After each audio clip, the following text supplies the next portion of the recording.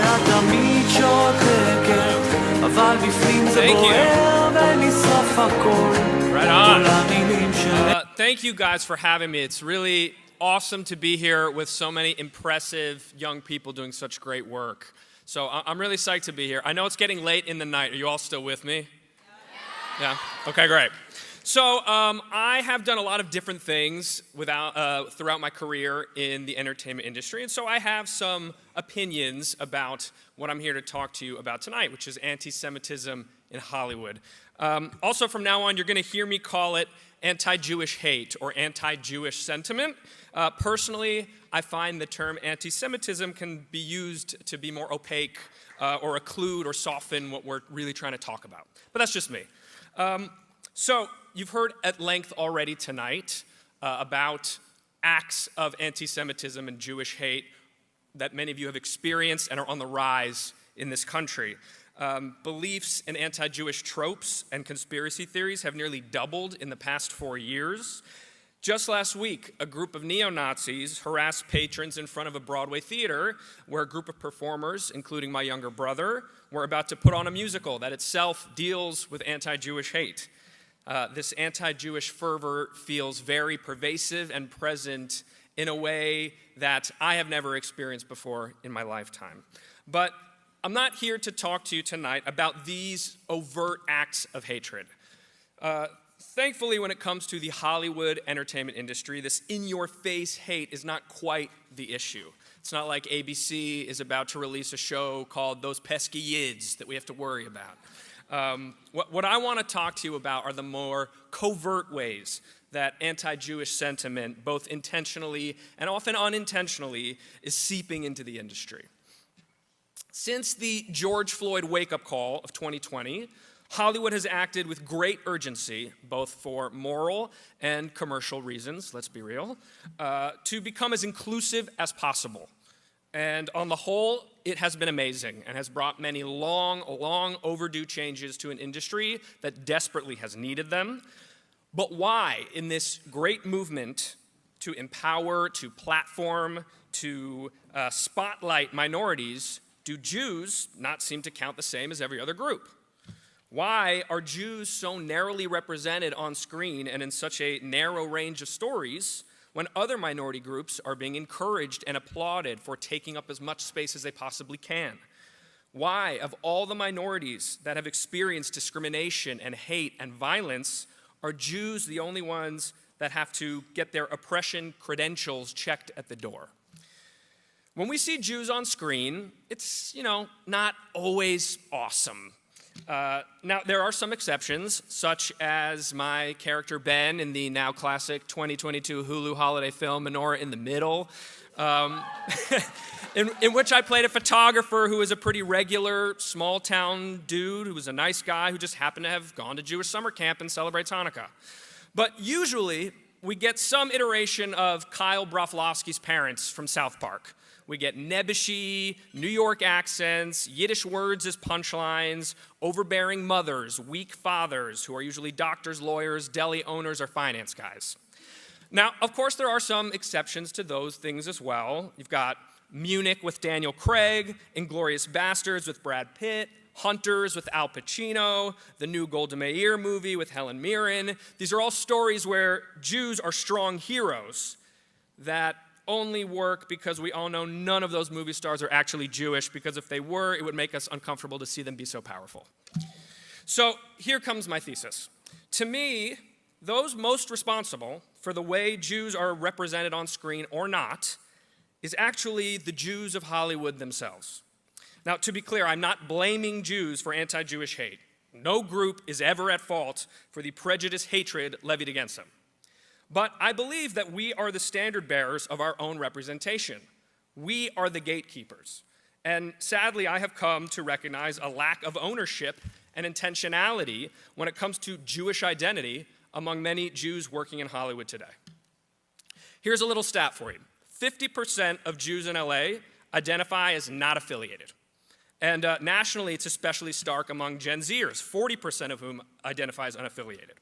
So even if there are a large amount of Jews working in Hollywood, it stands to reason that many of them are not practicing or unaffiliated or disconnected or what you'll hear described as being only culturally Jewish. And these are the people writing Jewish stories, deciding what on-screen Jews look like and sound like, and which stories are being told. It would be like if we were making a movie about NASA, and we go, should we get an astronaut to consult on this? Oh no, how about we get this guy who went to space camp once? That would be great. Let's take a second. So do you know that 75% of people around the world have never even met a Jew? That's billions of people, most of planet Earth. And our main Jewish spokespeople to the public are actors and writers and producers who think being Jewish means you like bagels and you go to temple one time a year and you have digestive issues and you drive a nice car. To me, being culturally Jewish is a lot more than that. It means singing Hebrew songs, watching my son bake hamantashen with his grandma, visiting Israel, going to Jewish summer camp. Yes. Yeah.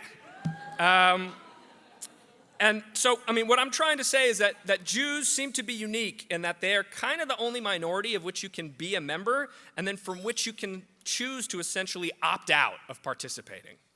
How does this work? Well, most people erroneously think that Judaism is just a religion. Wrong. Saying Judaism is just a religion would be like saying a burrito is just a sandwich. It's like, yeah, that technically does fulfill just those basic things, but you're missing what it's really all about here.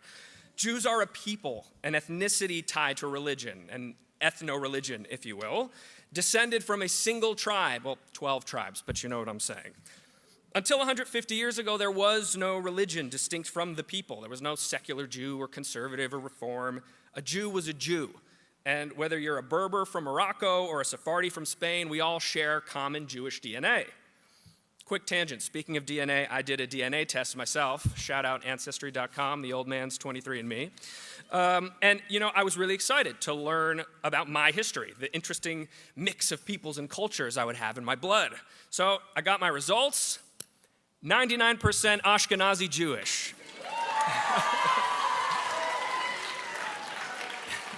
And not even super interesting parts of Europe. It was just like Russia and Latvia. But a few weeks later, I got an email saying that there had been an update. I was really psyched. I was like, all right, what do we got? 100% Ashkenazi Jewish. Didn't say American, didn't say white, didn't say European, said Jewish. Second tangent. Jews are not white, okay? Now, it's not that straightforward. Obviously, do some American Jews have white skin? Of course, you're looking at one. And in fact, a vast majority of us do. And have some, maybe even many or most, benefited from the privileges or lack of barriers associated with being an American with white skin in this country, without a doubt. And yet, Jews as a people are not white. Most obviously, some Jews are literally not white. Black Jews are not white. An Iranian Jew, a Mexican Jew, a Chinese Jew. These people are not white. And the folks who think Jew equals white are erasing tens of thousands of people from their own identity with a single thought. Moreover, let's say it's 1939 and I meet a Mr. Hitler. He would definitely not consider me white. He would tell me that as a Jew, I was of a different, lesser race than the white race, and that I was a scourge upon the earth, and that I and all of my family need to leave the country, except no other country on earth would want to take us because, again, we're not white, we're Jews, so we'd have to go back to Germany and be murdered instead. Or forget 1939, let's say it's 1970, and you're my dad growing up in Baltimore, and you walk by the Baltimore Country Club, and the sign says, no Jews, no blacks, no dogs. Why? Jews are not white. Or forget 1970, maybe it's today, and we go to a white supremacist rally, or a KKK BBQ, or we approach the neo-Nazis who are shouting outside my brother's show. If they knew I was a Jew, they'd want me dead, because to them, the protectors of the white race, I am not white. I'm a Jew. So even though I know on screen what you see is a white guy, which I am, also technically I'm kind of not. It's complicated, I know. But we have to at least be brave enough to own our own identity enough to have these conversations. End of white Jewish tangent. So have any of you guys seen the recent Netflix film, You People? A couple of you. So this was a tricky one for me because I thought the movie was really funny. And as Jews, we are so starved for any kind of contemporary representation on screen that anytime we see Jews on screen, we're like, ooh, Jew stuff, that's awesome. And look, Jewish stars telling Jewish stories on screen definitely has intrinsic value, for sure. And I thought that at times they did a really good job of exploring some of the tricky conversations happening right now between the Jewish and black communities, which I could give a whole other talk about. But also in many ways, the movie did Jews a great disservice, as many mainstream stories sadly do. The main character of the movie, who is Jewish, shows up for high holiday services, not knowing any of the words, clearly not wanting to be there, and he'd forgotten his kippah, which also plot hole. He said he left it in the car, but obviously every congregation has a basket of poorly stitched one-ply black kippahs he could have grabbed on the way in. We all know this. Is this the way that we want to define Jew to the world? As a people who are essentially disinterested and disassociated from their own identity? And also they called it Yom Kippur, which always bothers me because obviously the word is Yom. We're not saying Yom, it's the Day of Atonement, it's not the Ocean of Atonement. Later in the movie, this Jewish character is alone with his black fiance's black father, while the fiance is alone with his Jewish mother. They're really funny scenes. I was cracking up. It's very funny. But on one side, you've got the Jew proving to the black dad that he's cool because he likes hip-hop and he's good at basketball and can hang with the black guys, which I did appreciate because a lot of Jews do have a disproportionate love and talent for basketball, so that was cool to see.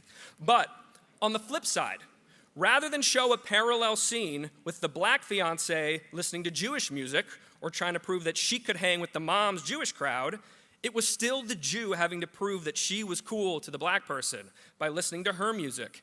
And then the mother took her to a spa, as if the Jewish equivalent of black guys playing basketball is a fancy spa for rich people.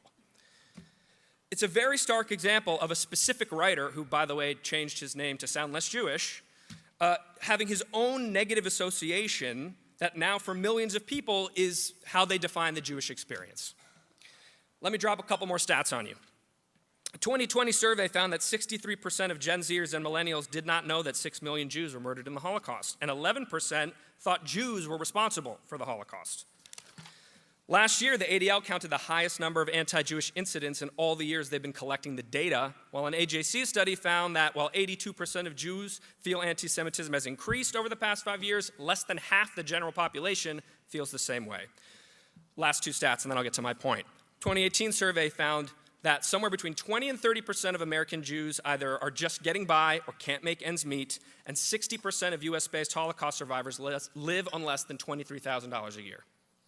Meanwhile, you've got these Hollywood folks, Jewish and not Jewish, who are doing well in their jobs and seeing only these representations of basically affluent white Jews on TV, and they're thinking the Jews aren't a marginalized minority, they're doing great. And by the way, anytime you make a capital letter group of people declaration like that, you're about to say something that's at best untrue and at worst wildly offensive. And look, even if some or even most Jews are doing well for themselves in this country, does that mean that as a people we don't know suffering or our stories are less deserving of being authentically told? Asian Americans are less likely to be in poverty and significantly more likely to have a college education than the general American population. Does anyone ever question whether or not they deserve representative storytelling? Of course not. Only the Jews have their successes used against them and their challenges erased. Then there's the whole Israel thing, which I literally don't have time for, so I'm not going to get into it tonight. It's a whole other conversation, but it's a big piece. Some Hollywood Jews are just disinterested in centering Jewish characters on screen, and honestly, it's hard to argue with that too much. Not every story has to be an identity story. Sometimes you just want to write Lord of the Rings, which I get. We're all do our own creative freedom. But as I often say when it comes to supporting Jewish causes, if not you, then who? And there are a few Jews who deserve our recognition, like Steven Spielberg, who we heard about tonight, Sacha Baron Cohen, other people who take up the mantle, of trying to write these authentic Jewish characters and stories. And there are absolutely some non-Jewish allies in Hollywood who truly do get it and are working to understand. And for all these people, we should be appreciative. Last group I want to mention. A lot of Jews in Hollywood, and I bet some Jews you might know in your own lives, are afraid to own their Judaism. There is fear. And I get it. There's a lot of hate and violence and generations of trauma. And then there's also the social pressure from otherwise inclusive and progressive spaces that we want to inhabit for Jews to distance themselves from these very real experiences of anti-Jewish sentiment and to very carefully avoid anything remotely resembling one of these harmful tropes that we have to answer for. And unfortunately, many Jews, especially young Jews, succumb to this pressure. We can't write a Jew that actually enjoys being Jewish unless he's a victim. We don't want to seem too powerful. Can't be honest about the hate we experience. I know my peers think it's not as bad as theirs. Can't be proud to write Jewish stories. We don't want everyone thinking Jews run Hollywood or we only look out for each other. Talk about a double standard. Imagine if you hurled that at another minority group as a negative. Latinos are always looking out for each other and are very loyal to their community. Sounds pretty great and admirable. But, for Jews who are the smallest minority, who've been kicked out or killed by everybody over and over again, somehow it's a knock. It's a threat to be ashamed of and to hide from. And this fear shows up, or rather doesn't show up, on screen. We get the Jews who are running Hollywood making authentic stories about everyone but themselves. So let me leave you with this. What can we do about it? A couple things. One, we need to understand where people are coming from. We can't automatically go to, that person hates Jews, unless we're talking about Nazis. But a lot of the time, these are just well-meaning people who are poorly educated or uninformed or ignorant. We're all trying to do the best we can and do what we think is right, and sometimes they just don't know. So, I'm not telling you to agree with them, but we can't have conversations about what's going on for us if we don't understand what's going on for other people. Number two, social media is not the truth. Let me say that again. Just because you see it on social media does not mean it is true. And I'm not just talking about facts, I'm talking about ideas and sentiments. When some progressive leader we trust, say a politician or a celebrity or a news outlet with nice infographics, says something, just because they're famous or right about something else does not mean the thing that they are saying now is necessarily right. All it takes is one person at the top of the chain to share an idea based on incomplete or biased or erroneous information, and before you know it, millions of people are sharing that idea like it's a fact when it literally is not. We need to be more vigilant about what we take in and what we share. We need to check multiple sources always. And remember that Wikipedia is literally written by random people with no qualifications and no oversight. Number three, almost done. Write authentic Jewish stories and characters yourselves. Or if you're not a writer, demand authentic Jewish stories and characters. Or call out inauthentic Jewish stories and characters. Our stories deserve to be told, and the world deserves to be exposed to different authentic kinds of Jewish, not just disassociated Hollywood Jewish kind of Jewish. And lastly, and most importantly, even if you don't do or remember anything I just said in this entire speech, remember this: you deserve to feel confident and proud of your Jewish identity the same way every human being deserves to feel confident and proud of his or her own identity. It is your right. You deserve to take up space in the circles you inhabit. You deserve to be loud, proud, and Jewish. And it is only when our yes is louder than their no that we will have the respect and then the representation that we deserve. Thank you.